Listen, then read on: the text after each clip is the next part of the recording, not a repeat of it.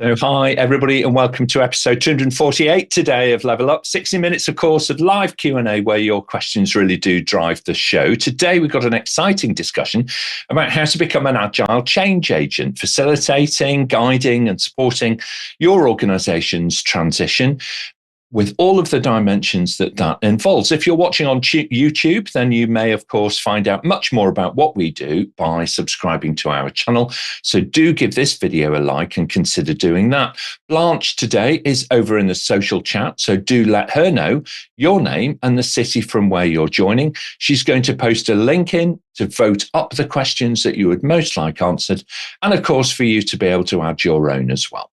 If your question is selected, then your name's going to appear in the credits at the end of the show. So do get those in early and stay with us to see all of that happening. Let's jump in and meet our expert panel for today. Cath Convery is the co-founder of Explosive Learning Solutions here in the UK, an organisation working in risk, change, project and contract management. An experienced facilitator, Cath's expertise is embedded in the contract management lifecycle, providing expert advice, education and training requested by both commercial and government clients alike. Welcome back to Level Up, Cath. Thank you so much, Nick. Looking forward to this conversation. Let's combine Agile and change, two of my favourite topics. Indeed, absolutely. Sarah Hills is also a business owner. She's the she's the business owner of two organisations, rather, Carpe, Omnia Training, and also CUPE International. Her award-winning work reaches clients both in the UK and around the world, leading a growing team of professional trainers and coaches. She's committed to the purpose of delivering outstanding education and training services, with change, I think, very much at the heart of what she does. Welcome back to Level Up, Sarah. Really thrilled to be here. Yeah, absolutely passionate about change and really looking forward to being on such an esteemed panel. Thank you so much indeed. Malini Jayaganesh joins today, of course, a familiar face to many of our viewers. She is a strategic advisor and coach at the ITSM Hub and director emeritus at the Business Relationship Management Institute, with a lifelong purpose of elevating others and championing diversity and inclusion throughout her professional life. She's been focused on using that to improve outcomes and accelerate time to value. Welcome back to Level Up, Malini. Thank you for having me on this show again. And I think Agile Change Agency is often quite misunderstood. So I'm looking forward to the questions. Absolutely. Thank you so much. Richard Campbell is Director of Product Engagement Lead at the Agile Business Consortium, and he's responsible for developing and delivering the Business Consortium's portfolio of products that advance business agility. He spent his career working in the advanced technology sector in a mix of commercial and product management roles. Welcome back to Level Up, Richard. Thanks very much, Nick. Yeah, looking forward to this chat. I mean, the challenges in this area are massive, and it's this difference between making progress and just bringing about change for the sake of change. And I think these are sort of topics which I'd love to talk about. Yeah, absolutely. The first of two authors on our panel today, Allan Kelly, is a coach and consultant who specialises in Agile with OKRs, with a principal focus on workflow, strategies and products. Allan's also an author, and he has several books about Agile, OKRs and business strategy for technology companies. Welcome back to Level Up, Allan. Good to be back, Nick. You know what? None of my books talk about change. I dislike the word change. It's too abstract. It's too academic. It's about making your life better, making your business better, making work more fulfilling. That's what you should be focused on. Changes, by the way. Okay, all right, very good. We might explore that idea a little bit as we go through the episode, but I love the focus on better outcomes. That's something I think which is very common amongst our panel. Adrian Pyne, also an author, of course, is the director of consulting at Pyne Consulting and head of governance at My Melanoma, a cancer research organisation. He's an accomplished author himself and fellow, of course, of the Association of Project Management here in the UK. Thanks, Adrian. He's made a significant contribution to advancing the Agile movement beyond the world of IT. Welcome back, Adrian. Thank you very much indeed. And picking up on Malini's point, I think we've got one of the most diverse panels I've ever been on with Level Up. So it's great to see. I'm looking forward to this topic, and I can already see from Allan's comments that we're going to have a bit of energetic fun today. Absolutely. Thank you so much indeed.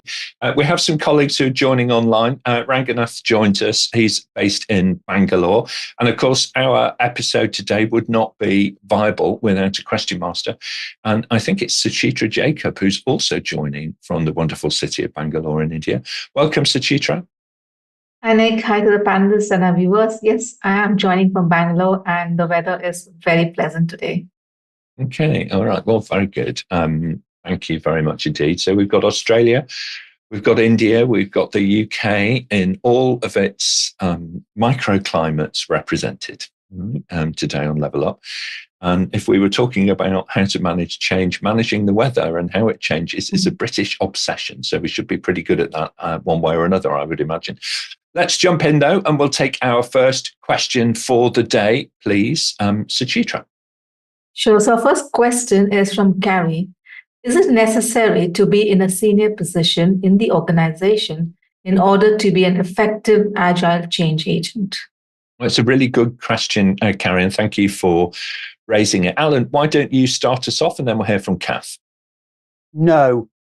I sometimes think the senior people have the least power. The senior people are furthest people from doing the work.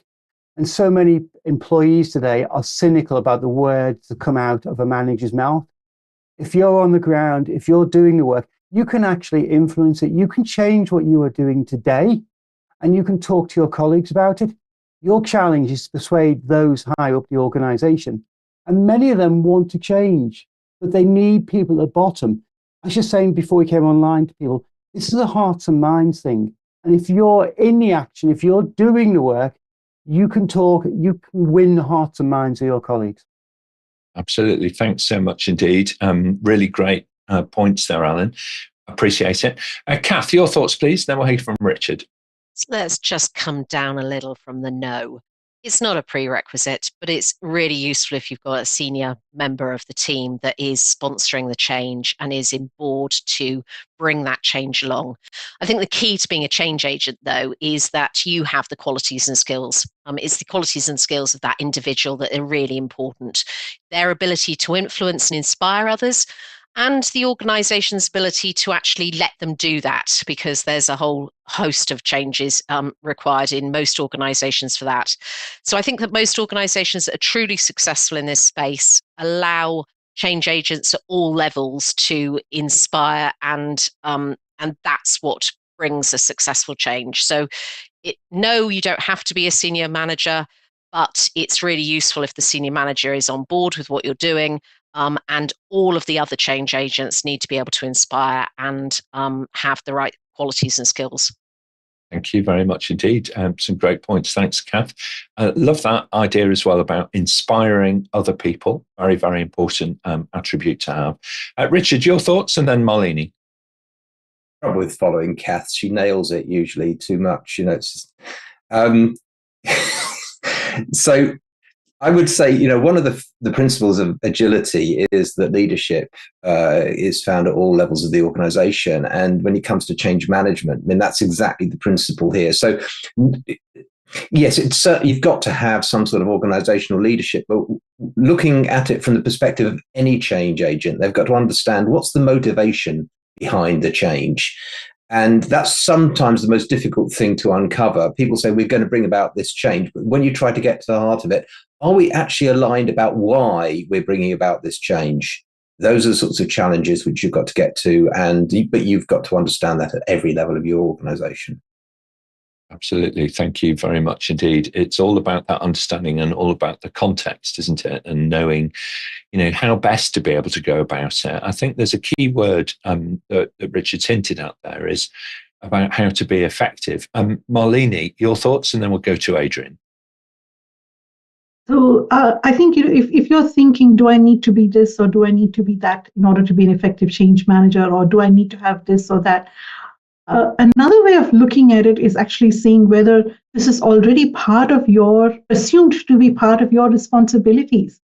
Like if you're a people manager or if you're working in a position that requires you to build bridges, like say if you're a business relationship manager, right, and you're building relationships across teams, across different functions and so on, then you are already assumed to be an agile change agent, whether you realized it or not.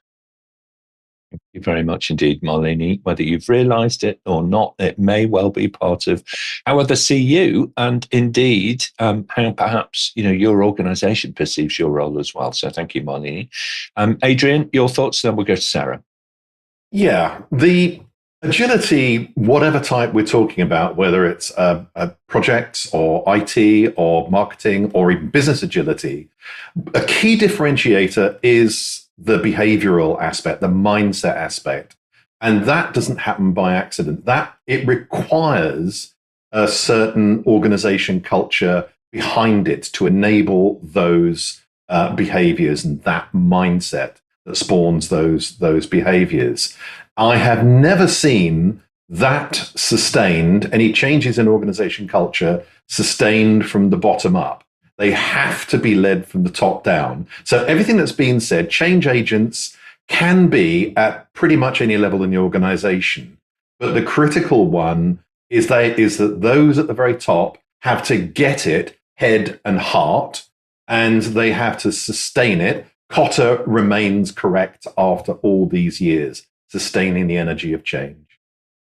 Okay, thank you so much indeed, Adrian. And Sarah, final thoughts on this one? So a great question, Carrie. And no, to be an actual change agent, you don't need to be in a senior position, because the whole purpose, especially in agile change, is we want to engage the people who are best positioned to actually drive that particular initiative forward. So that could be a whole range of different reasons, for why you would want your different change agents.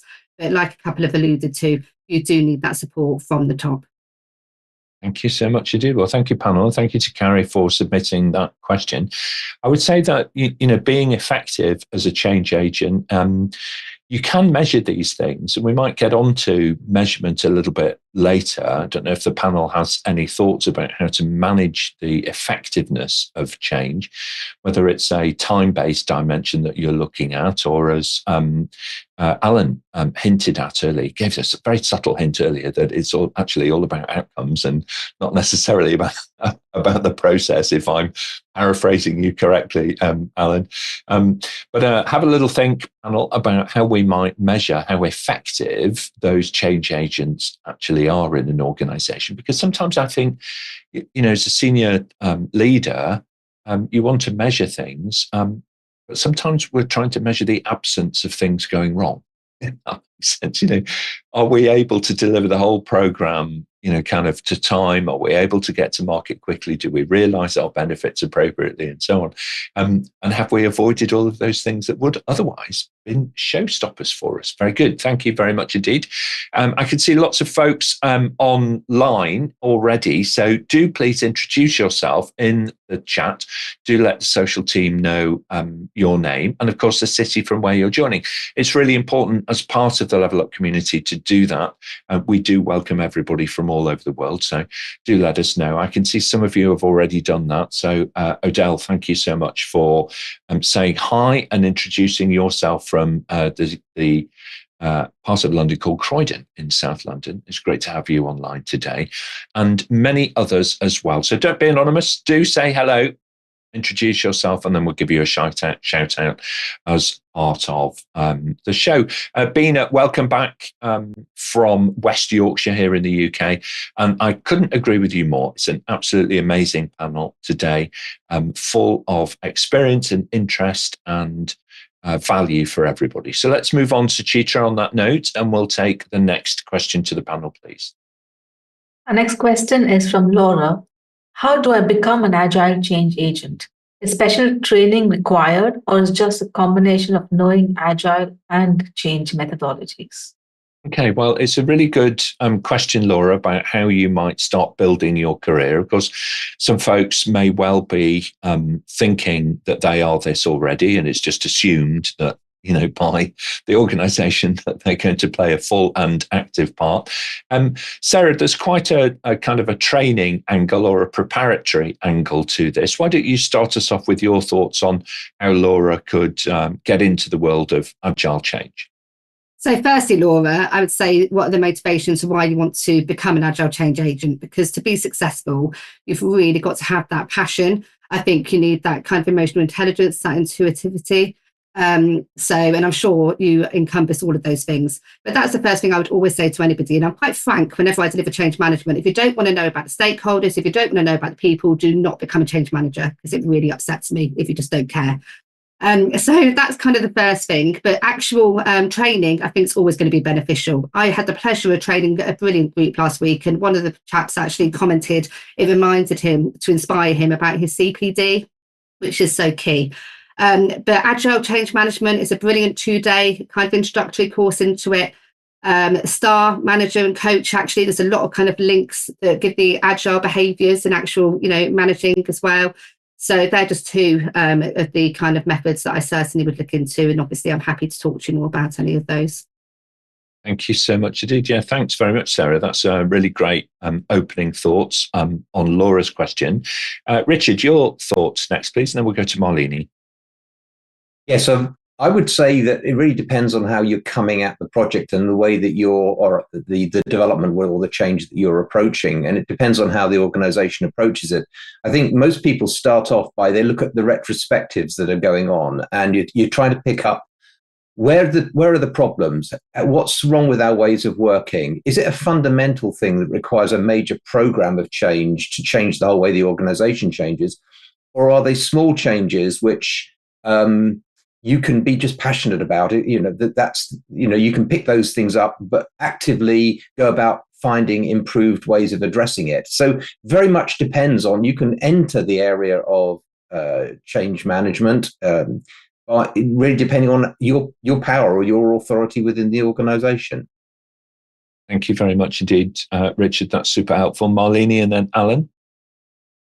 Laura, I think in order to become an agile change agent, to get a break into this space, it's not absolutely necessary for you to have training. You need to look for opportunities within your organization where perhaps you could express your interest to be part of a change initiative, or you could support your management with any change that is already going on. However, as Sarah mentioned, the training is incredibly helpful. And once you've done the Agile Change Agent training, something that you might also consider is the Business Relationship Management certification, because it specifically develops competencies to evolve culture and build partnerships, which I think would be incredibly useful in your long-term career as an Agile Change Agent. Absolutely right. Some marvelous ways to go about things, and competent ways of building your skills into true capability and competency within that guidance. Thank you very much indeed, Malini. Allan, your thoughts, please, and then we'll hear from Cath. I'm going to stick with what I said before about being hearts and minds. And, and there is training, and the training will be effective, and there's lots of reading you can do. But what's actually more important is that you have some passion for doing this, and you can radiate out that passion. And that's one of my problems with change being a bit too clinical. You want to make a better world. And ultimately, Agile is about learning. Building an Agile organization is building a learning organization. I like to say the only thing you can do wrong is do things the same as you did 3 months ago. So start educating yourself, start to educate the people around you, start to just do it. And if that means picking up some training and reading a few books, then do it. But just start where you are. Absolutely right. This kind of conviction, because people see through when we don't have a full buy-in to what is actually happening. They see through that. And I would say, if you are that kind of visionary person that can see beyond the present moment, then let that light shine. Let that light shine in your organization. People may not agree with you, but they will see your sincerity. And if they then don't adopt, your thoughts and your approach, then that's okay.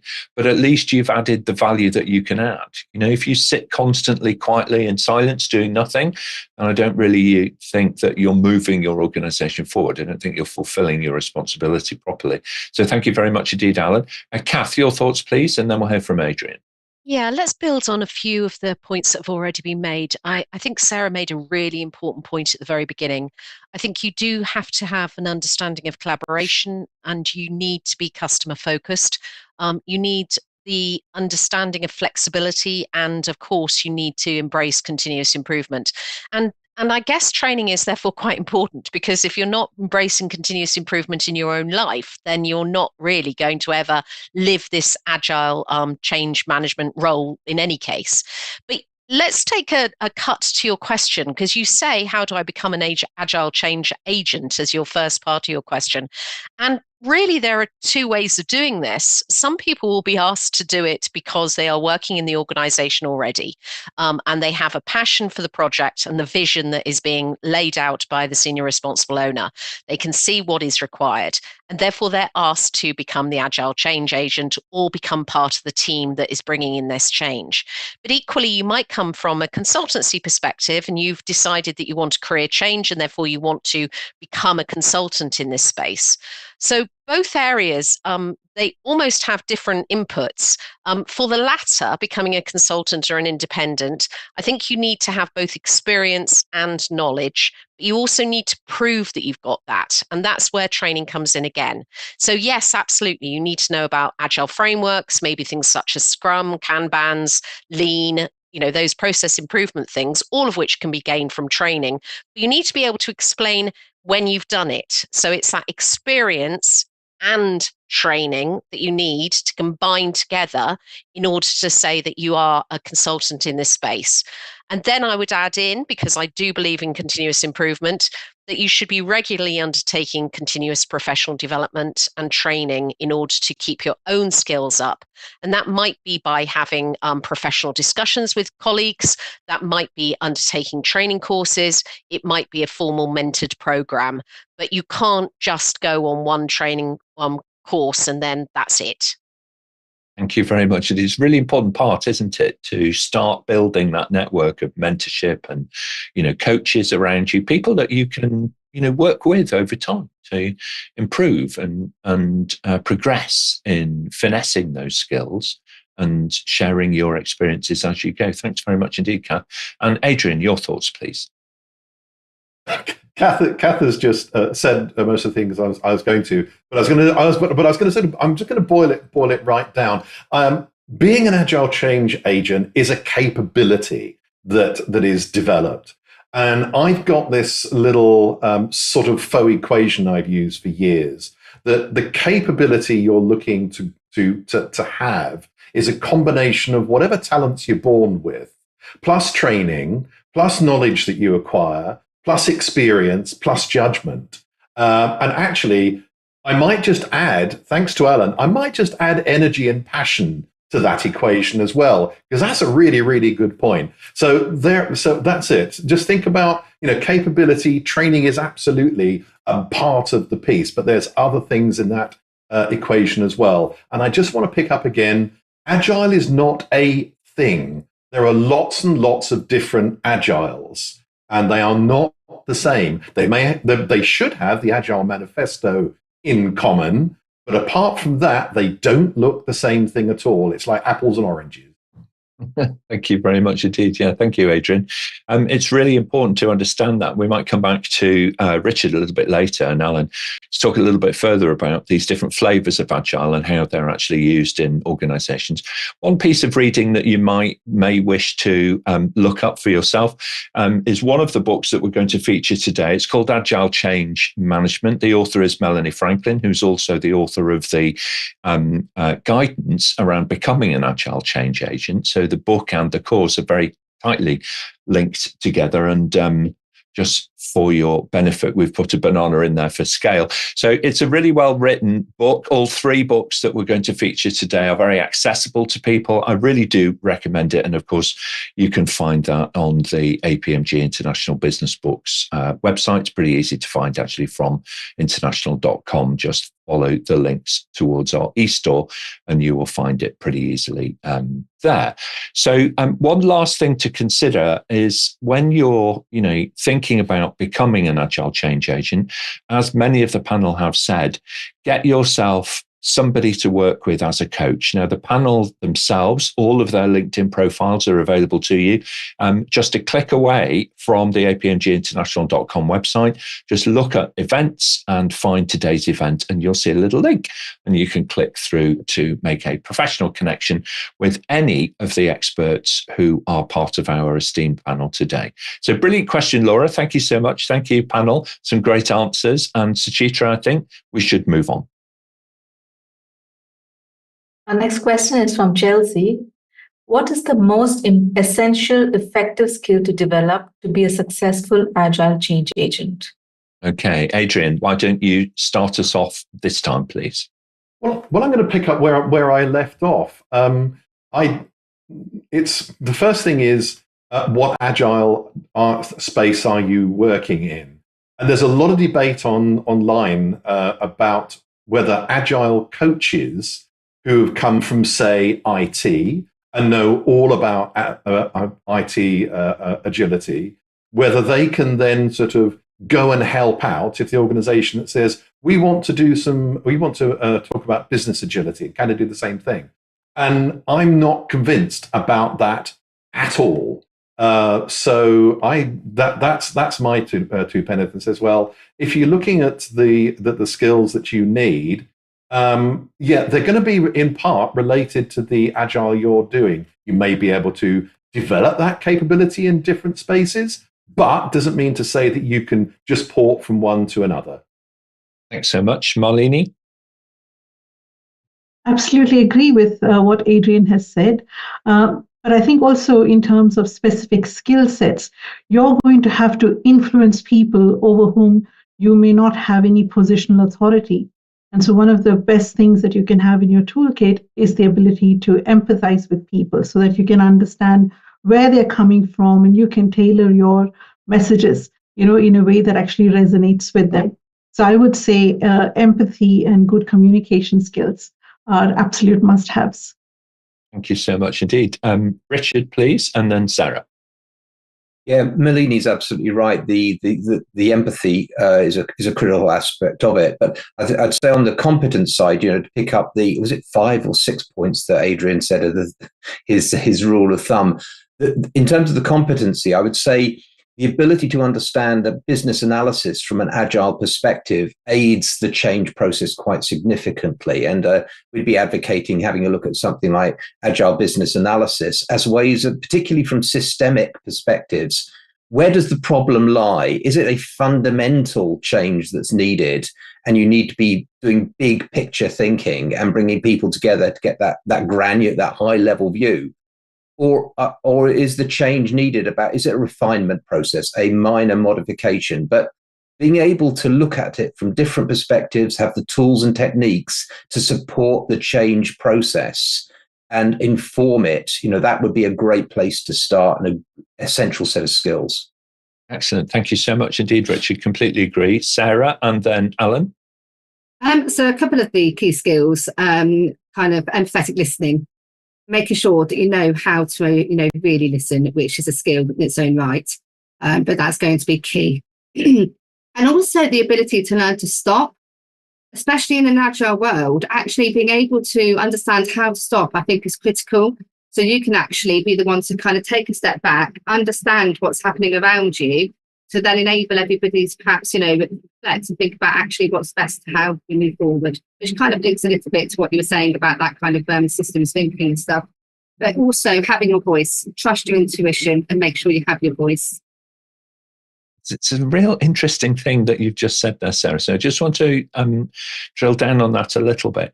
Trust your intuition. There is a certain element of this, isn't it? It's not the cold, hard science that's always driving the intervention or, the supportive comment and these kinds of things. It is this sense of intuition, that feeling that you develop over time. So really great answer. Thank you very much indeed, Sarah. Allan, your thoughts, and then we'll go to Cath. I'm going to kind of stick with my theme of passion and you as an individual. And I think when I look at these questions, I'm thinking back to the me who introduced Agile the first couple of times, sometimes before it was called Agile. And so I'm going to say for yourself, reflection. Learn, take time and slow your thinking down and think through this. And I know in today's world, there's always a WhatsApp to respond to or a video to watch, but find some space for yourself.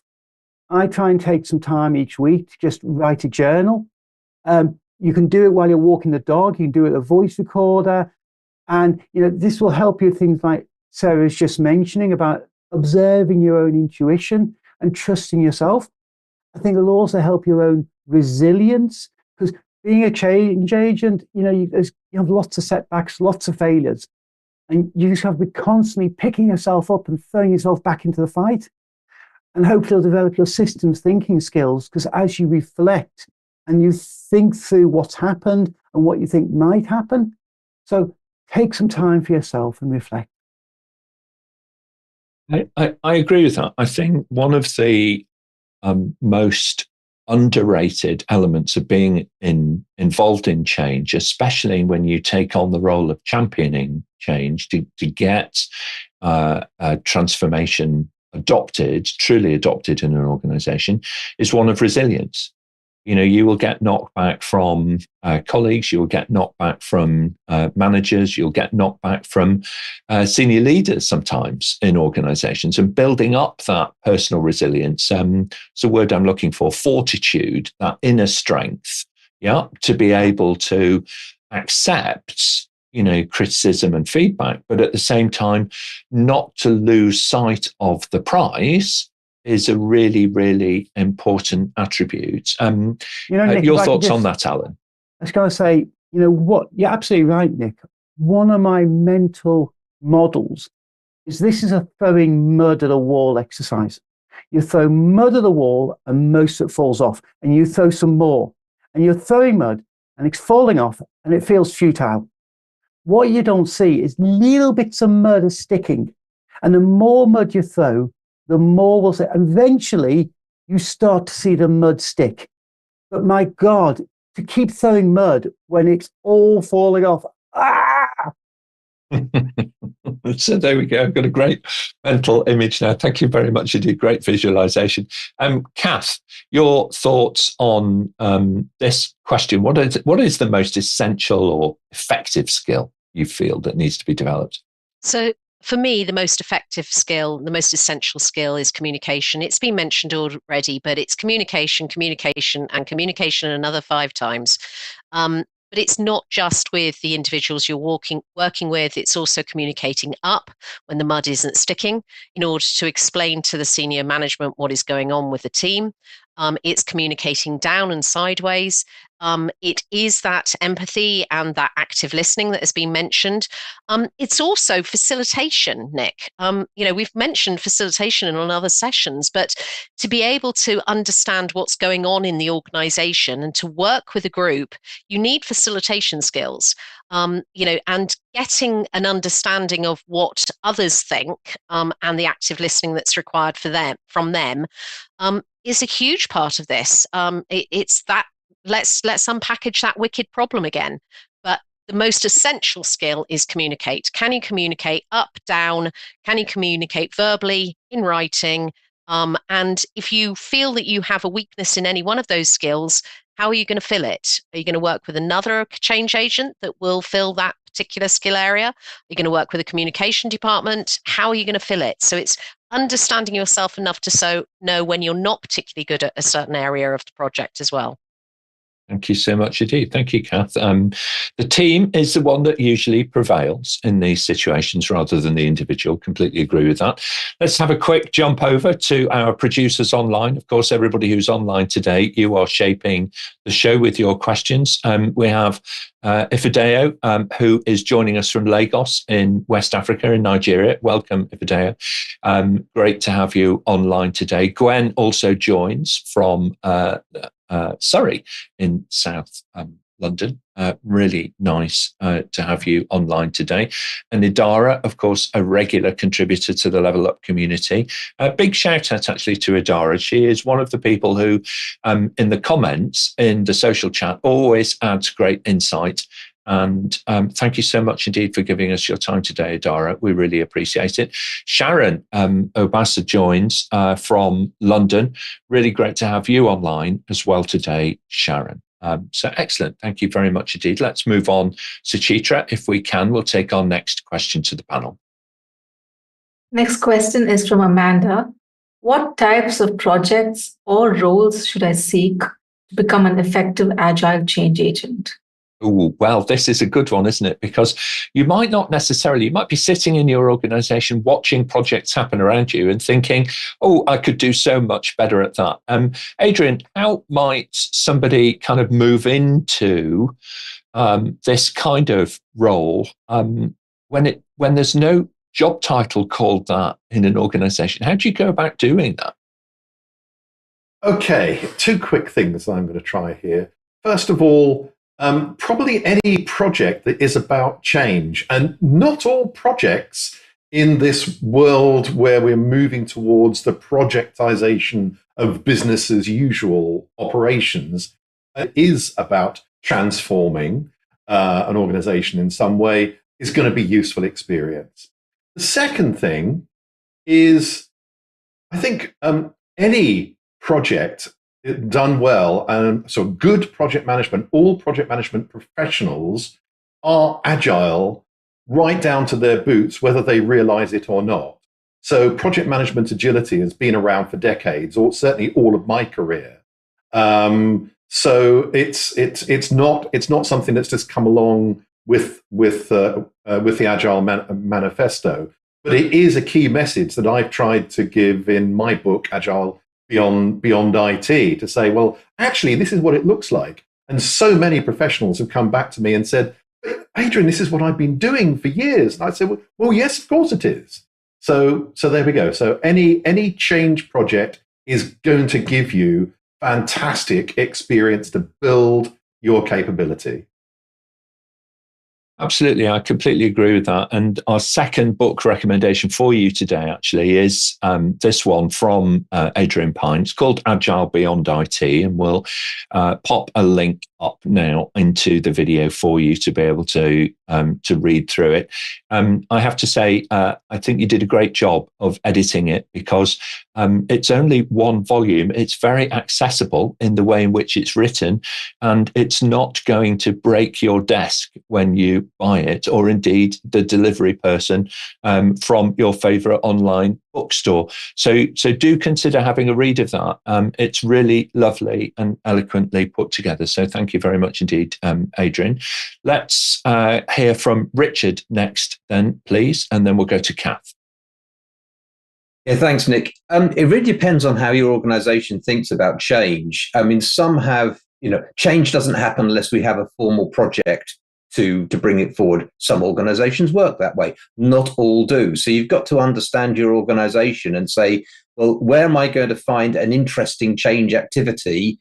Is it to find my way into a formal project, or do you become part of a movement and you find who else thinks this way? Who else is embracing the change, looking for the opportunities for improvement or progress, and build up your social network of ways of finding your way into the change. So you've got to understand your particular situation rather than thinking, oh, I've got to be part of the project in order to be a change agent. So that's what I'd be looking at. Understand your organization. Thank you very much indeed. Understand your organization, understand the formal and the informal elements of that organization. And I know Richard's really, really good at this, and the coaching that he and the Business Consortium provide to all of their members is exemplary in that fashion. So once you understand your organization, then you can understand how best to be able to become more effective and more agile. Thank you very much indeed. Cath, your thoughts, please, then Malini. So again, a great question. I'm going to pick up on this effective agent, agile change agent, and particularly that effective word. I think that you need to volunteer for a variety of projects. I think Richard's already said it depends on your organization. It does, of course it does. But, volunteering for a load of different agile initiatives really helps you build your effectiveness because you've seen different ways of working it. But it doesn't just need to be in a work scenario. there are lots of organizations that need to make changes, voluntary organizations that need to make changes, political organizations, local parish councils, etc. There's lots of ways that you can get some practice in. If you feel passionately about this issue, then you will do a good job. And that brings in Allan's point that he's been making about it's all about the passion and your desire for this piece. But if you understand the vision, I keep going back to this vision, but if you understand the vision and you understand your part in getting to that vision, then you can learn a lot by observing different organizations. And I think that really does add a huge amount of value. So it's not just in a work context. Think through the voluntary organizations you could belong to. Maybe your child is part of a football team. Go along and see if they're looking to change the way they fundraise or something similar. So it doesn't have to only be work. I totally agree with that. The greatest opportunity is through volunteering, and it's a fantastic transferable skill to be able to listen and respond and to hone those skills and build up those change agent skills outside of work. And even if you are involved in change within your current role, within your organization, by doing that externally, you will meet such a diverse set of people, none of whom you have any authority over at all, which is great because it gives you the ability then to build that those influencing skills, rather, those listening skills, communication skills that Cath mentioned earlier on. So thank you very much indeed, Cath. Malini and then Allan. I wish to build on, something that Richard said, which is, your organization could either, have projects that are very specifically moving forward the agility agenda, or you could look at other opportunities where you become part of the movement. And so I think if you're in roles like, say, a business analyst or a business relationship manager or a service delivery manager, you can absolutely look for opportunities to bring agility into the way you go about your current work and how you can, amplify your influence and encourage other people to adopt the same approach. So looking for ways in which we can iteratively and incrementally deliver value, deliver value earlier, get used to, inspecting the work that we do, identify opportunities for change. I think we can actually become effective agile change agents from any position within the organization. I think one of the things that holds us back is, and I've been guilty of this myself, we often wait for permission to do certain things. But, if for us to bring about change that is going to be meaningful for our organization, we don't really need anybody's permission to do that. This is part and parcel of our primary job responsibility. It's very true. When you are asked at an interview, what are you going to bring to your new employer? If you cast your minds back, to that interview moment, how did you answer that question? Surely, the hiring manager was looking for you to bring something that is not existing already in the current team, to bring something of yourself, your ideas, your vision, your passion, your creativity, your experience to bear. And I agree wholeheartedly with that, Malini. If you're going to add value, then you need to step up, all right, and do it. All right, do it, because it will make a positive difference. Allan, your thoughts? So kind of continuing from Malini's point there, it's a cliche to say change is the only constant or change is the new normal. And for that reason, I say just start where you are. Your current team, or maybe a volunteer organization, or the football team we were talking about before. You don't need to find a change program. You don't need to find a transformation team. Just start where you are, improve the world a little bit where you are. Maybe you'll get noticed. Maybe you'll be able to leverage that into joining a full-fledged transformation team. But actually, I'd advise you to avoid transformation teams and change programs, because what I see happen again and again is they become their own silos. You create a change team who are trying to go around and change people, and actually they just end up talking to themselves. And if you're embedded in the teams and part of the teams, you can leverage your passion and you can bring about real change there and then. Yeah, absolutely. I think there is a risk sometimes of, because if you're involved in a project, your world quickly becomes the project, or the transformation program, this kind of thing, rather than business as usual. And it's natural, I think, over time, the more invested that you are in a project, the less likely you are to have that very wide field of vision. So you have to work on that proactively in order to be able to re-baseline yourself. All right, very good. Thank you very much indeed, panel. Some interesting conversations as well going on in the social chat on both platforms, on LinkedIn and also on YouTube. So thank you very much indeed. If you're giving suggestions over there, Donald, welcome, by the way, to you from Hull in the UK. Great to have you online today. And we would love to see your thoughts in the chat online about the questions that we're putting to the panel. And on that note, Suchitra, I think we'll take our next question for the panel, please. We have a live question that's just come in from Sophiane. How can agile practices be scaled for larger organizations or complex projects? Okay, about scaling agile practices for larger organizations and complexity. Allan, you do a lot of work in this space. Why don't you start off our thinking, and then with everyone's patience, I'd like to come to Richard next. So the first thing is, I'm going to warn you against premature scaling. Until you can do agile in the small, don't try and do it in the big. Once you can do it in the small, there's a lot of growth opportunities. At the moment, I still don't think, despite all the claims to the contrary, that we really have a recipe you can follow out of the book. And I think actually what you need is you want a series of experiments. And sometimes you actually need to descale the organization and accept doing things in the small. Now, there are bits of solutions around. There's bits of SAFe, there's bits of Less, there's bits of Spotify, which can help. I mean, I will put OKRs in that field. I've got a book on OKRs, and I think they can be part of the solution. But I think you need to as much descale the organization and create islands of autonomy. And many of those islands be quite different to the other islands because it comes down to the people and the problems they're addressing. So there's no simple solution. You just have to work this problem.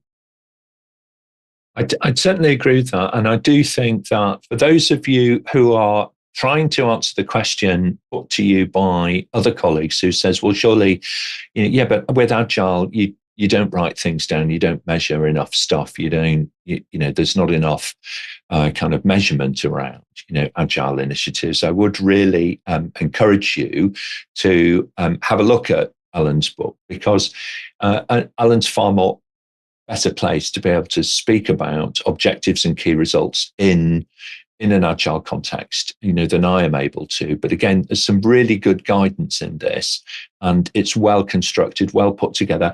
And I think it can equip you, if you do have that kind of question from other stakeholders in your organization, about how you might be able to construct the kind of measurement and the kind of progress towards those key results that you're really looking for. So thank you, Allan. Thank you for writing the book. It's a really good one. Excellent. Richard, the Agile Business Consortium helps organizations scale agile practices at pace all over the world, lots of different industries. Your thoughts on how you can go about that?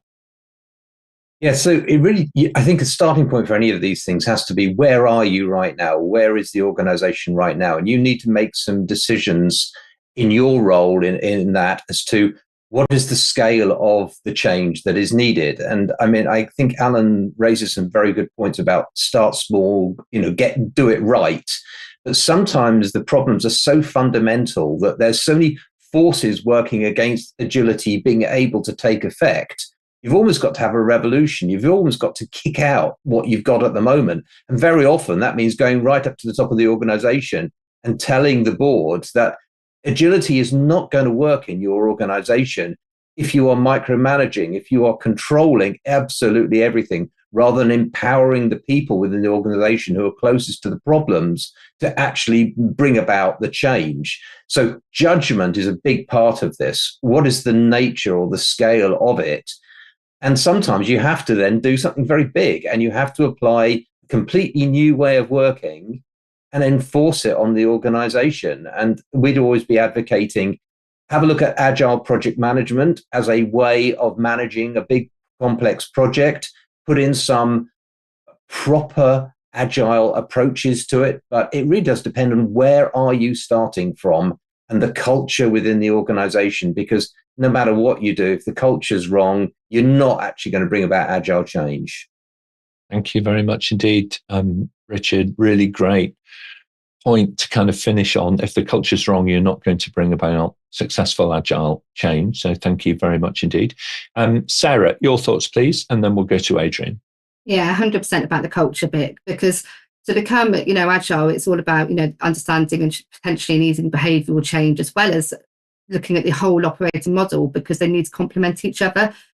So a couple of things I would just say is make sure everyone always really understands the vision and actually has answered the question, should we be doing this and what is it we're trying to achieve? Making sure we've got the right people leading things forward. And also something I find helpful in the terms of agile change is shifting from long-term accountability to short-term accountability. Because again, I think that's often where the barriers lie, because we haven't thought about the bigger picture around different types of things. And that's one of them. Thank you very much indeed, Sarah. Adrian, then Malini. I'm going to go slightly off piece here. I think thinking about scaling agile is the wrong way to think about it, because it's not just about making agile bigger. It's about what you should be thinking about is, how do I adapt it to what I want to achieve, and how do I adapt it to where in the organization I want to use it? So I would quite literally say, just do not use the word scale, because that's the wrong way to think about it. Instead, think about how do I need to adapt agility? And back to my previous thing, what agility am I talking about? There isn't just one. Thank you so much indeed. Thank you, Adrian. Really appreciate that. Malini, and then Cath. Sufyan, I want to actually share an experience that I've had firsthand working in an organization that decided that they were going to undertake an agile transformation, and that too at large scale.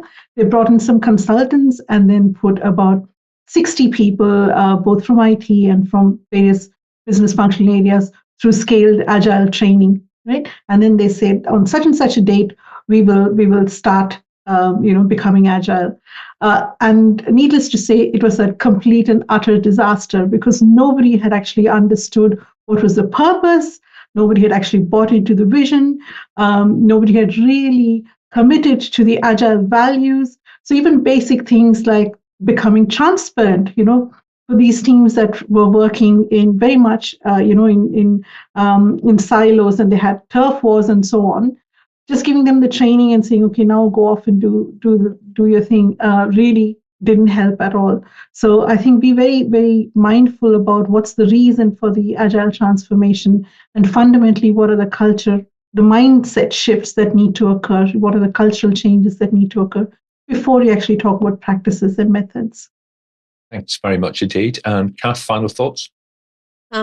What practices can be used for scale? I would focus in on making sure that your cross-functional teams are trained and are communicating with each other, undertaking coaching with each other and mentorship with each other.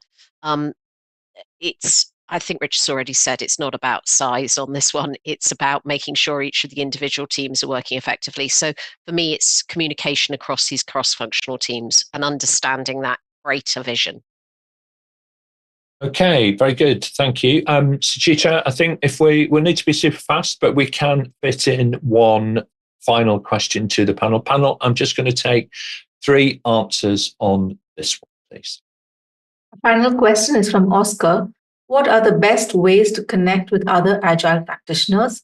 Are there specific communities or groups that are beneficial to join? Richard.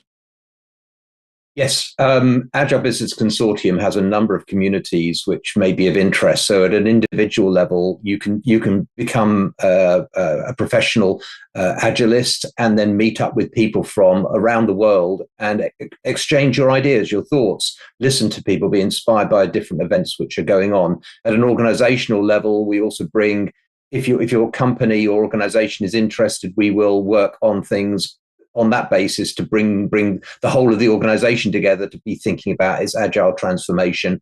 So I'd be looking at those sorts of areas.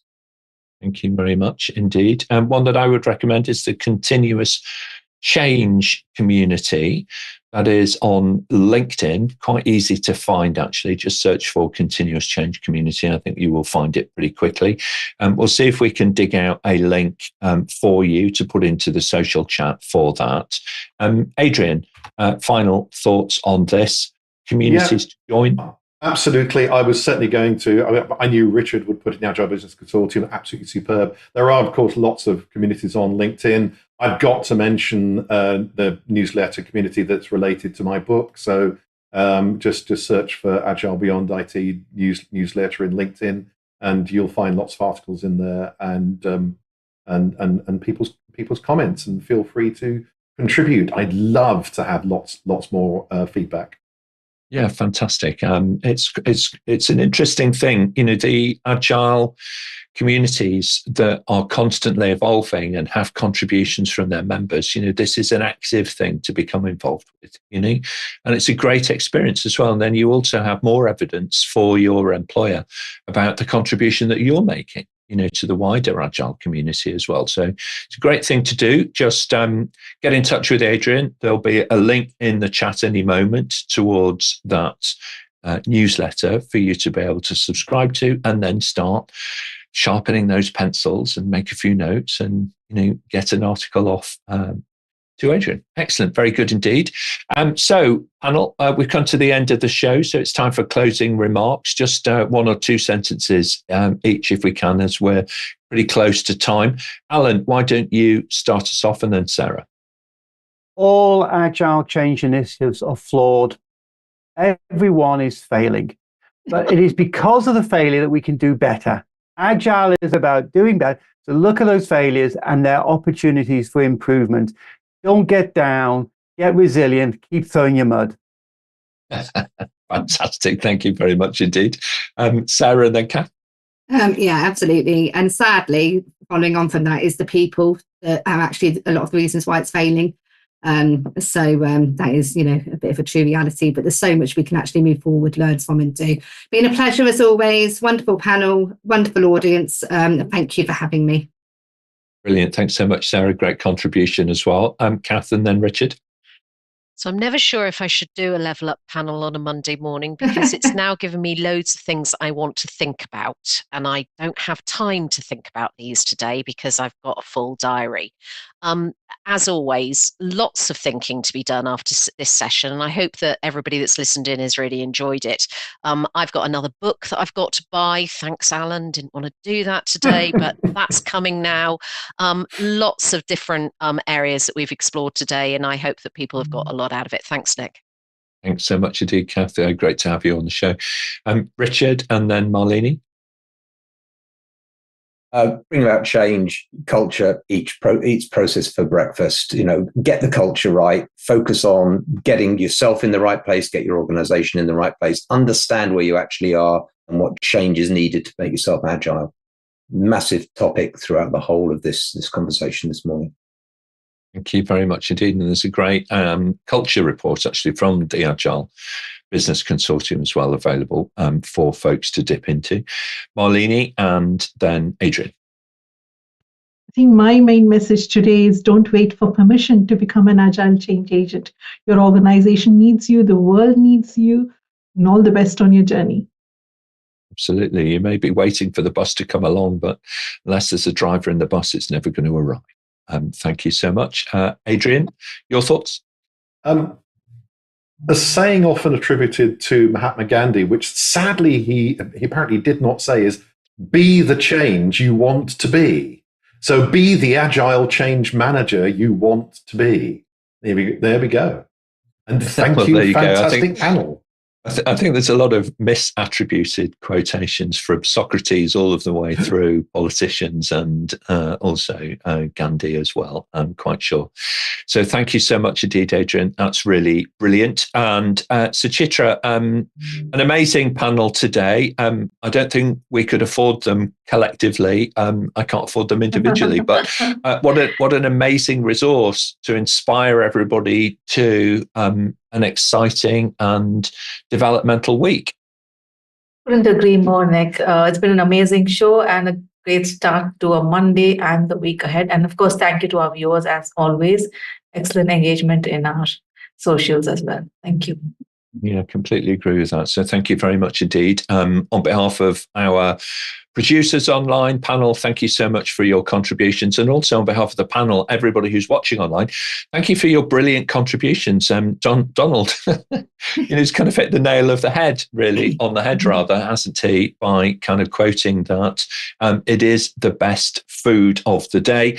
When you learn first thing, your mind is alert. We're all ready to soak up that the thoughts and the ideas and the experience of our expert panel. Thank you very much indeed, everybody. Now, over on our website, you may, of course, search for answers to more than 2,300 previously asked questions across all of the different APMG International events. It's totally free of charge, and it connects you with experts from all over the world. Don't forget that you may also listen to the audio versions of the shows on your preferred podcast platform as well. Looking ahead, this Thursday, the 23rd at 12:30 UK time, we have a webinar coming up. That's on business resilience. It's called From Surviving to Thriving. And full details are actually on our website. On Friday, the 24th at 2 p.m. in the afternoon, we have a German language episode focusing on how to become a better project manager. So do let any of your German speaking colleagues know. It's a really fun discussion. It's very fast paced. So if you're a native German speaker, thoroughly recommend that one to you. Don't forget to head over to the YouTube channel. Do give this video a like and subscribe to find out so much more. And just ask us and we will send you a personal summary of what's coming up and how you too can join us here on the panel and level up your career with APMG. So thanks very much, everybody. We'll see you next time.